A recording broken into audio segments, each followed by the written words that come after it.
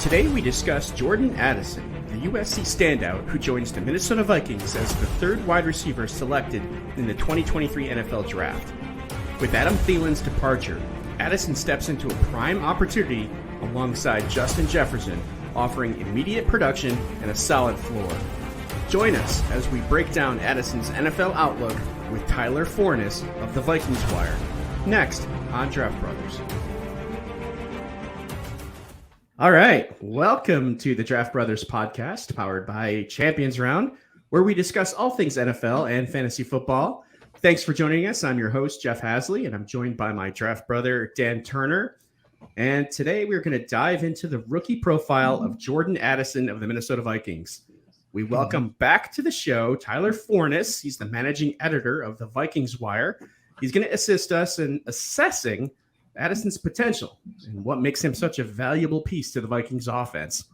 Tyler, we look forward to digging into this with you. Welcome back. Thanks for having me, guys. I'm excited to talk about Addison and the interesting dynamic that the Vikings have on offense this year.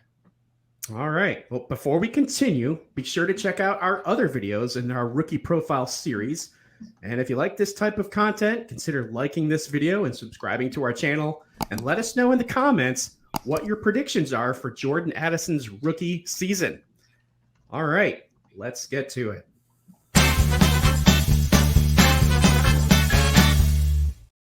All right, there is a lot to talk about with Jordan Addison. What do we know about him? Let's start off with that first. He's 5'11", 173 pounds. He's an early declare out of USC by way of Pittsburgh.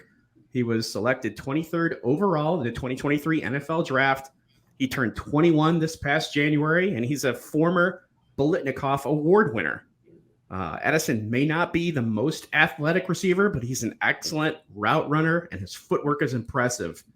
He's expected to be a heavy contributor out of the slot in the Vikings offense and is slated to be an instant impact player.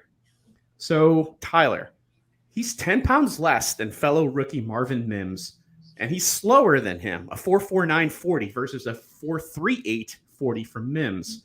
Yet Addison's draft stock is much higher. So let's find out why.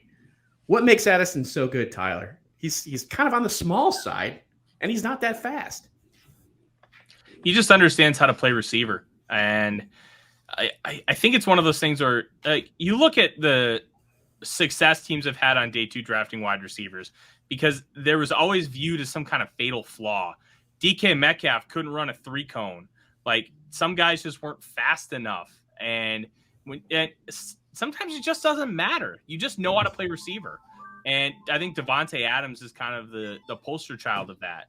Like, he wasn't really heralded out of Fresno State, and all of a sudden he comes in, and right now you can argue he's the best receiver in football. The debates between him and Justin Jefferson. He just gets it. He understands how to win with manipulation, how to win with quickness, technique, finesse. He can just destroy cornerbacks in so many different ways that it doesn't necessarily matter that he might be athletically or size deficient. And I think that's what you're getting with Addison. And I also think that some of the testing metrics are, I'm not going to say flawed, but I don't think you can take them necessarily as serious. Like, on paper, like, the stats are great, but then you look at the profile, it looks pretty average. Like, he didn't test super well in the 40 in Indianapolis, but what he did do was on game speed, he was in the 90th percentile among all wide receivers. And that's a big deal. He does have speed, and it does show at times on film. He's not a burner. You're never going to expect him to be Tyreek Hill. But can he separate on a go route and stack a corner? He can do that. He wasn't asked to do it a lot, but just because he wasn't asked to doesn't mean he can't. I think Addison has the profile to be a high-end number 2 receiver. And in a high-volume offense like this, like in specifically fantasy terms, that's incredibly valuable. So, I mean, you kind of touched on it just now, being the number 2 in the Vikings offense. Mm-hmm. Do you think he'll have instant impact in 2023? Can he just slot right in there next to Justin Jefferson and immediately contribute? I don't think it's a guarantee he ever becomes the number 2 this year. And I think, especially when you're talking about redraft, I think you need to really pay attention to that ADP, because the big thing with him is he has KJ Osborne to deal with. Osborne's a homegrown guy.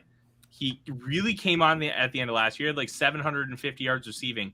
Half of those came in the final 4 weeks of the season. And one of those he barely played, and that was against the Chicago Bears. He was the catalyst of that comeback against the Indianapolis Colts.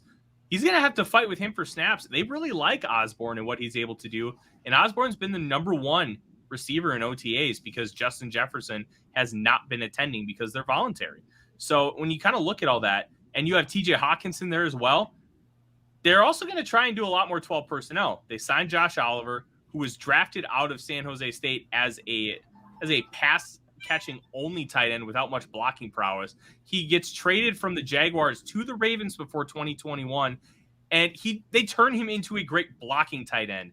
So what is he? Is he going to be able to do both? I think they believe he will, and they're going to be able to find kind of like a real value and try to exploit that with the 12 personnel. Because if you have two guys that can catch the ball from the tight end position along with blocking the running game, you can really exploit defenses a lot.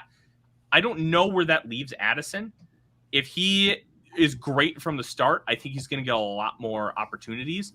But if he maybe gets a nagging injury, I know he's nursing a hamstring from when he was at USC, and they're just really taking it easy with him. I'm not concerned about it, but it's something to at least be mindful of. So if he pulls a hamstring in training camp, maybe it's something we really need to be concerned with.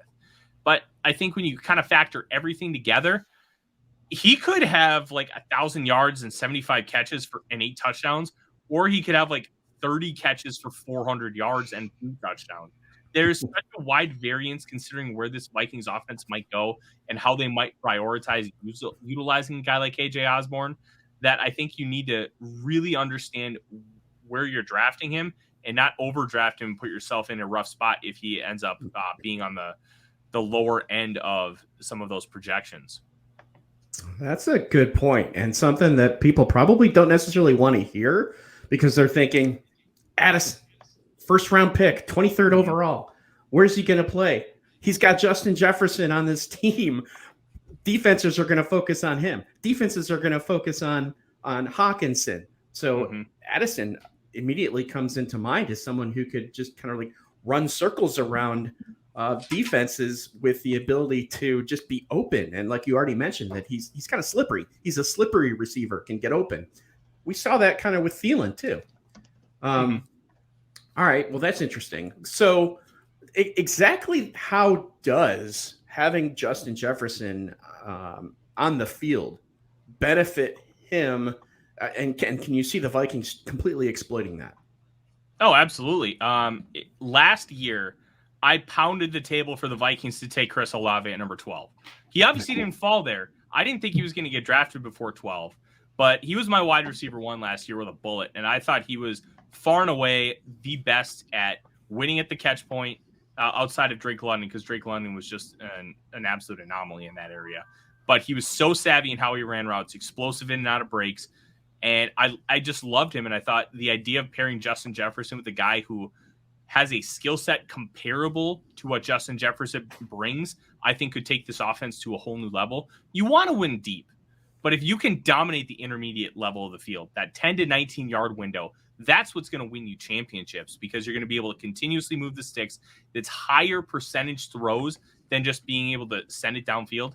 Everybody loves a deep ball. Hell, my football fandom was really curated by Randy Moss and those Minnesota Vikings teams in 98, 99, 2000. But at the end of the day, if you can win the intermediate levels, that's where you're going to dominate. And I think that's what Addison can do. And not being able to face the first or maybe even second or third option, because you've got Osborne and Hawkinson there as well. You could be going against the 4th best DB on the field or 5th consistently. And that's going to give Addison opportunities to win early and often. The 3rd best DB on the field might be better than some of the DBs he faced in college at all. But at the end of the day, it's not going to be these top end guys where he's going to have to really win with a lot of creativity, a lot of explosiveness, and a lot of technique, and combine them all at once, because that's what you have to do to beat guys like Jalen Ramsey, Patrick Surtain, and the up-and-comers like Sauce Gardner, J.C. Horn, Derek Stingley.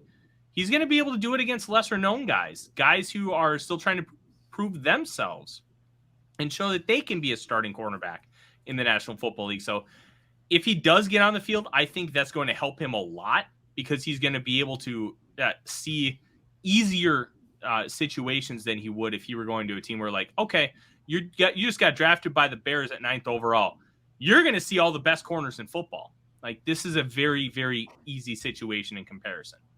Tyler, we talked about what the Vikings might do in our previous show that we had you on, leading up to the draft. Were you pleased with the decision to draft Addison? Was there any other type of player or receiver that you were hoping that Minnesota might take? I wanted Quentin Johnson, and I was very brash about my love for Johnson.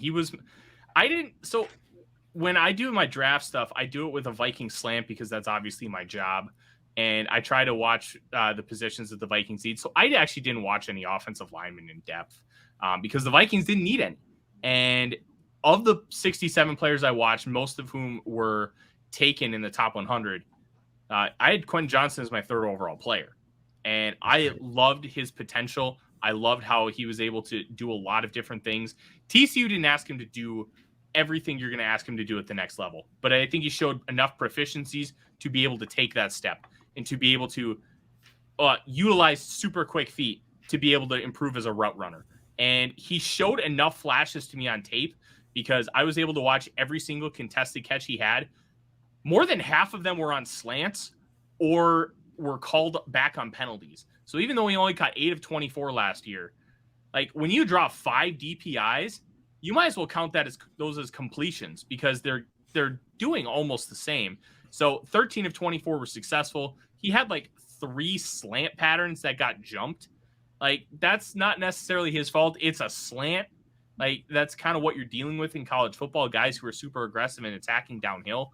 So I thought he was a much better contested catch guy than people were giving him credit for. And Max Duggan stunk. There were a couple where the ball was thrown out of bounds and he high pointed the ball really nicely, caught it, but it didn't count as a catch because it was thrown way out of bounds. But he showed enough for me where I thought he could continue to grow. And he was a guy like DK Metcalf where he's never going to be that super fluid route runner where he's not going to drop his hips and explode on like a whip route.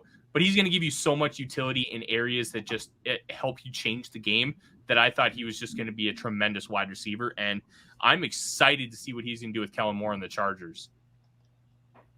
Well, as far as Addison is concerned, it sounds like there's 2 different ends of the spectrum here on what he could present in terms of production this season, starting this season. Like you said, on the high end or on the low end, maybe not necessarily something in the middle, but possibly. It all really kind of depends on what Minnesota decides to do with their personnel. And like you mentioned, a lot of 12 personnel, or at least an increase in that. And how will Addison be involved? Will he be on the field as the second wide receiver? Or is that going to take some time? So a lot to kind of digest here. Dan, any follow-up questions, further questions? I did have one. Do you think that the rumored divorce between Dalvin Cook and the Vikings have anything to do with Addison's production positively or negatively? No, I really don't. I think that they're going to try to run the offense about the same. And with his regression, I don't think there's going to be that much of a major difference as far as like a play to play. The one thing that Dalvin will give you that Madison's never going to is the ability to hit a home run. And he hit home runs against the Dolphins and against the Bills that one, they sealed the game against the Dolphins, and 2, they were down 17 against the Bills when Dalvin housed that one from 79 yards out. Like, he still has the game-changing ability, but Madison doesn't. He reminds me of like Leroy Horde, if you remember that quote. Oh, yeah. Coach, if you ask for 1 yard, I'm going to give you 3. If you ask for 5 yards, I'm going to give you 3. Like, he's just kind of I'm going to run right at you, and he likes to jump over guys, but he doesn't have that super athletic utility that Dalvin had in his prime. And I just think he's an average running back that's just going to end up getting a lot of workload. But if he's not good or gets injured, which I could see happening, the not very good part, Ty Chandler, second-year guy out of North Carolina, I think is in line to get a lot of touches. They love him, and he's great on third downs as a pass blocker. All right. We're getting some bonus info here on the running back side, so that's nice. All right, well, that does it for our Jordan Addison rookie profile. Thank you for tuning in. Thank you, Tyler. We appreciate you sharing your thoughts and expertise and insights on the Vikings and Jordan Addison's outlook. And everybody watching, we appreciate your support. Your feedback means a lot to us, and it helps our channel. Let us know about your predictions for Jordan Addison in the comments. What's your prediction for him this season? We've got more rookie profile videos in the works, so stay tuned for further updates in our ongoing rookie profile series. Your entertainment is our passion. Thanks for watching. We'll see you soon.